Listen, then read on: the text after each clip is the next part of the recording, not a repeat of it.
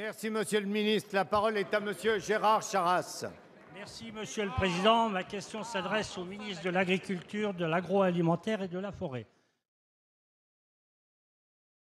J'associe à cette question mes collègues du groupe RRDP, en particulier Jeannine Dubié et Joël Giraud. Monsieur le ministre, vous le savez aussi bien que nous, l'équitation française est menacée. Avec la décision européenne du passage au taux de TVA appliqué aux activités équestres à 20%, la filière équine doit supporter une forte augmentation de 13%. Nous courons le risque de mettre dans une situation périlleuse les centres équestres les plus fragiles. Pourtant, dans ma circonscription et mon département, l'Allier, comme dans beaucoup d'autres, les députés de terrain peuvent vous témoigner du rôle considérable de l'équitation pour maintenir la vitalité de nos territoires ruraux. Au-delà des 18 000 emplois concernés, les centres équestres contribuent à la préservation des paysages et de la biodiversité. Ils ont une fonction éducative majeure et avec plus de 2 millions de pratiquants, c'est aujourd'hui un sport populaire qui anime nos campagnes.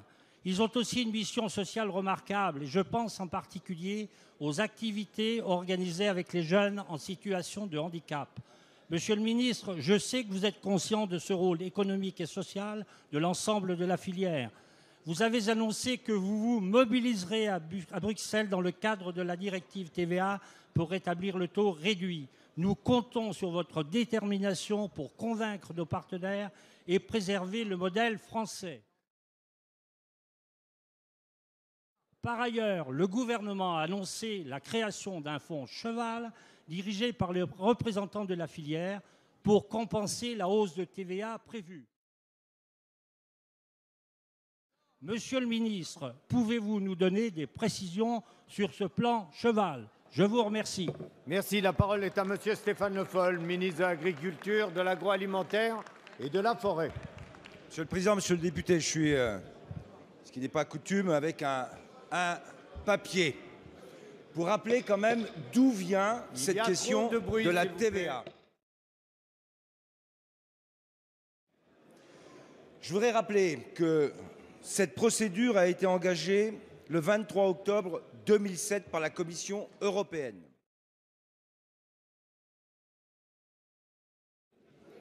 Que la réponse de la France a été faite en premièrement le 22 janvier 2008. Que sur les arguments qui ont été proposés par la France, la Commission a répondu le 1er décembre 2009 en refusant les arguments qui avaient été présentés par notre pays. Nous sommes donc engagés dans une procédure de contentieux avec l'Europe depuis cette date et nous avons été condamnés, Monsieur Jacob, le 8 mars 2012. C'est-à-dire juste avant que nous arrivions, nous avons été condamnés. À partir de ce moment-là, nous avons été obligés de mettre en œuvre ce qui était la condamnation de l'Europe